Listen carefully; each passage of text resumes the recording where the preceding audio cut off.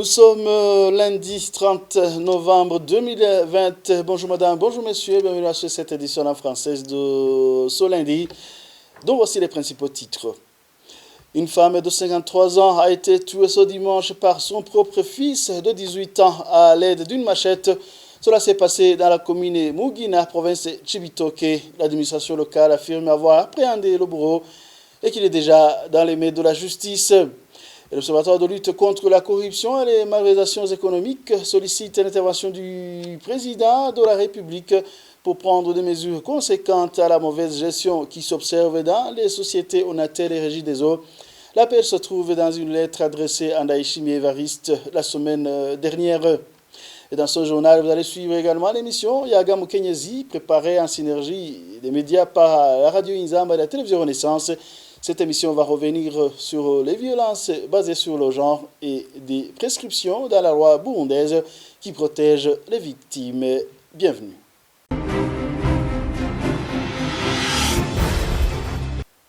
Encore une fois, bienvenue. Une femme de 53 ans a été tuée ce dimanche sur la colline Ngarangabo, commune Mugina, province de Cibitoke. Elle a été tuée par son propre fils de 18 ans à l'aide d'une machette, mais l'administration dit ne pas savoir les mobiles de ce crime. L'image du cadavre montre que Virginie Kabadege a été cruellement tuée. Son corps présentait beaucoup de plaies au niveau de son visage, de sa tête et sur ses jambes. L'administration communale de Mugina est intervenue. Le présumé assassin n'a rien révélé comme conflit qui le pousserait à ce crime. L'administrateur de Mugina, Julienne Ndaïhaya, a fait savoir que Théogène doit répondre de ses actes devant le parquet de Cibitoke. Jusqu'à 16h de ce lundi, il était sous interrogatoire dans un procès de flagrance au parquet de Cibitoke. Pour cette édition, depuis le 24 novembre 2019, la famille de Richard Ndaïchimi, âgé de 35 ans, n'a encore pas de ses nouvelles. Selon l'enquête faite par la campagne Dondeza, cet homme a été enlevé dans le quartier Tchalama, mairie de Bujumbura, par des hommes non encore identifiés. Selon Pacifique Elinazwe, président du FOCODE, initiateur de cette campagne, les institutions étatiques n'ont rien fait pour mener une enquête sur la disparition forcée de Richard Ndaïchimi. Suivez ici Pacifique Elinazwe. Dans l'après-midi du 24 novembre 2019, Richard Ndaïchimi a reçu un appel téléphonique d'un militaire qu'il considérait comme un ami, qui se prénommait Eric. Eric lui demandait de le rencontrer à Tcharama, c'est toujours au nord de Bujumbura. À ce moment, Richard Ndaïchimi venait de passer des jours à la maison. Il était très malade, il souffrait de malaria, mais sur l'insistance de son pseudo-ami, Richard Ndaïchimi s'est rendu à Tcharama. Mais depuis ce départ, Richard Ndaïchimi n'a jamais été retrouvé. Dans un premier temps, son téléphone est resté en fonction, mais ne répondait pas. Mais après quelques jours, le téléphone de Richard Ndaïchimi a été éteint. Les proches de Richard Ndaïchimi l'ont cherché dans tous les cachots de Bujumbura, dans les hôpitaux, dans les centres de santé, mais aussi dans les morgues de Bujumbura, mais la famille n'a jamais retrouvé Richard Ndaïchimi. Selon les informations qui nous sont parvenues et qui sont même parvenues à ses proches, Richard Ndaïchimi aurait été détenu dans les premiers jours dans les cachots du service national de renseignement tout près de la cathédrale Regina Mundi à Bujumbura. La famille a demandé à la police de convoquer le militaire qui était cité comme ayant piégé Richard Ndaïchimi, mais la police n'est jamais parvenue à convoquer ce militaire. Plutôt, selon les informations qui sont venues par après, ce militaire aurait été envoyé dans la mission de paix en Centrafrique. Ceci n'est pas nouveau. Dans beaucoup d'autres cas que nous avons déjà documentés, il y a des militaires qui collaborent avec les services de renseignement qui sont parfois envoyés dans ce genre de mission pour empêcher leur poursuite par la police ou par la justice. Il y a lieu aussi de noter ici que les services de l'État, le gouvernement, la police et le service national de renseignement, même la Commission nationale indépendante des droits de l'homme, sont restés muets sur le cas de la disparition de Richard Ndaïchimi. Ici, il est important de rappeler que Richard Ndaïchimi avait d'abord d'abord été un combattant du Paripehutu FNL et par après, il s'est reconverti dans la milice Imbonerakure pour trouver du travail. Dans les jours précédant sa disparition forcée, des Imbonerakure, ses collègues Imbonerakure, le soupçonnaient de s'être rapproché de nouveau avec le CNR d'Agathon Rwasa. Il était même accusé de recruter des militants pour le parti de l'opposition CNL. Je vous le disais dans les titres, l'Observatoire de lutte contre la corruption et les malversations économiques sollicite l'intervention du président de la République pour prendre des mesures conséquentes à la mauvaise gestion qui s'observe dans les sociétés Onatel et Régie des eaux. Dans une lettre adressée à Ndayishimiye Evariste la semaine passée, l'OLUCOM suggère la passation d'un test de recrutement aux candidats qui vont diriger les sociétés publiques sur base des critères bien objectifs. Je vais ici Gabriel Fili. La semaine passée, l'OLICOM a envoyé une correspondance au président de la République, Evariste Ndayishimiye, dans le but de montrer nos inquiétudes par rapport à la mauvaise gestion, à la mauvaise gouvernance qu'on observe dans les entreprises publiques. Ici, on a cité pas mal de problèmes qu'on observe dans ces sociétés. Malheureusement, des problèmes qui sont devenus comme normal parce que ça fait vraiment plusieurs années que l'OLICOM dresse des rapports par rapport à la gestion de ces sociétés. C'est un problème qui a rapport avec le leadership de ces sociétés où les dirigeants d'entreprises publiques sont nommés sur base des critères non objectifs.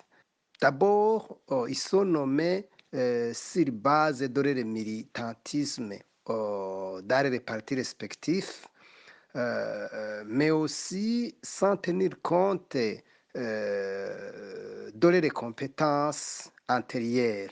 Donc, vous comprenez que le rendement de ces dirigeants ne fait qu'être médiocre. Donc, pour nous, il y a beaucoup de problèmes qui se trouvent dans ces sociétés, raison pour laquelle un audit organisationnel et financier indépendant et urgent pour déceler réellement ces vrais problèmes.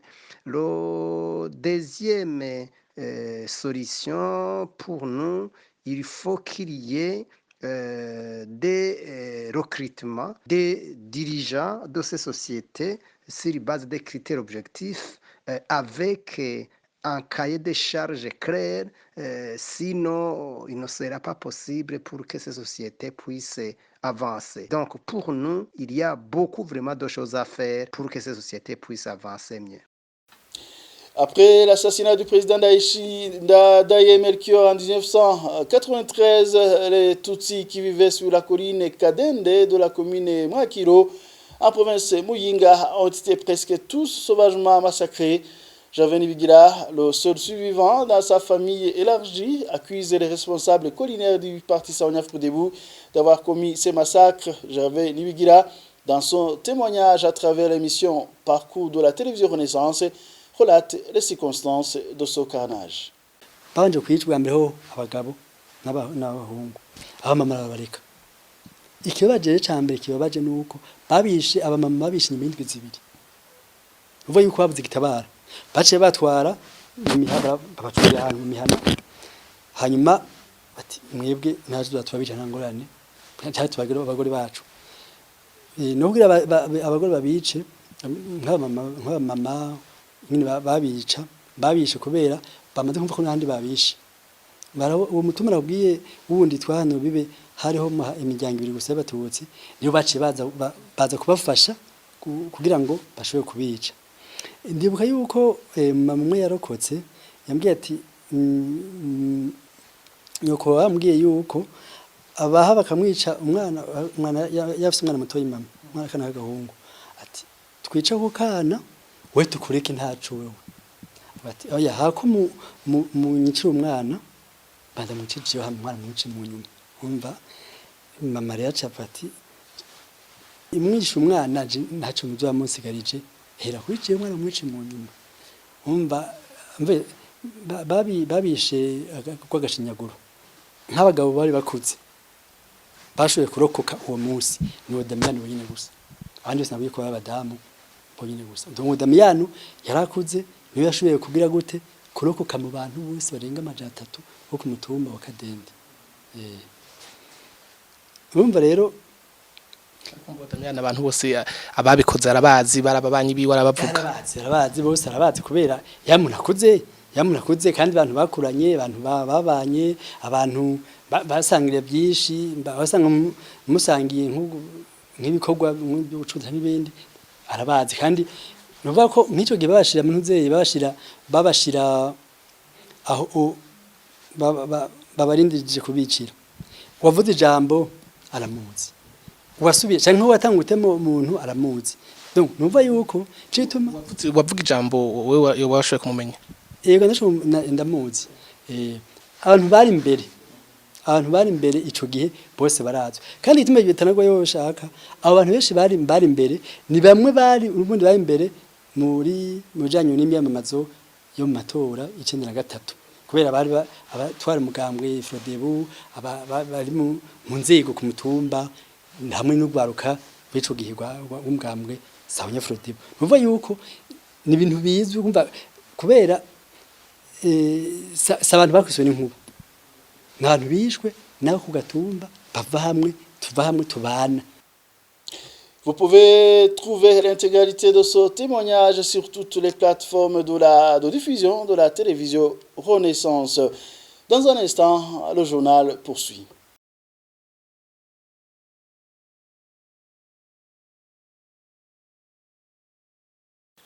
Les auteurs de toutes ces violences sont entre autres des Imbonerakure qui sont éparpillés sur toutes les collines du Burundi, des agents en charge de la protection de la population, des policiers, des militaires, des enseignants dans des écoles, des chefs d'entreprise sur le lieu de travail. Et je ne peux qu'en citer cela.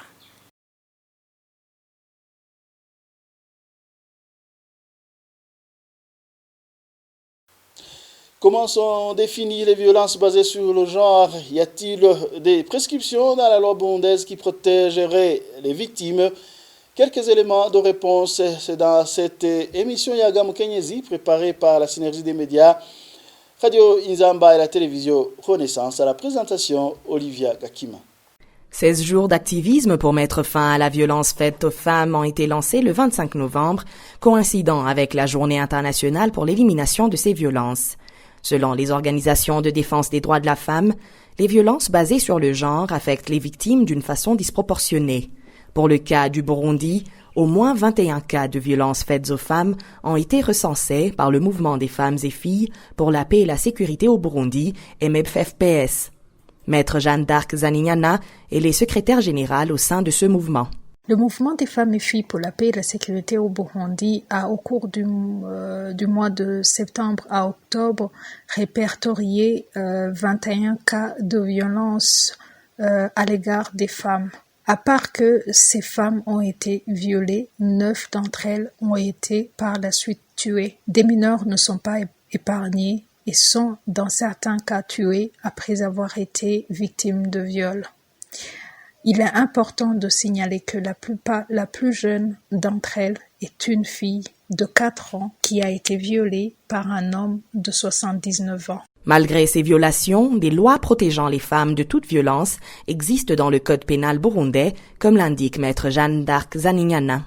Le code pénal burundais protège les femmes de toute violence commise à son égard. Ici, on remarquera qu'il donne un sens à la clarification de certains cas d'actes répréhensibles contre les femmes, comme par exemple la qualification du viol domestique, les violences sexuelles, et par ailleurs, il va plus loin en qualifiant le viol comme des crimes contre l'humanité dans certains cas de viol, d'esclavage sexuel, de prostitution forcée, de grossesse forcée, de stérilisation forcée ou toute autre forme de violence sexuelle constituera une infraction eu égard aux conventions de Genève. Le code pénal et le code de procédure pénale a par ailleurs permis l'intégration des dispositions sévères en matière de répression des crimes de violence commises à l'égard des femmes. Si les lois existent, pourquoi ne sont-elles pas mises en application?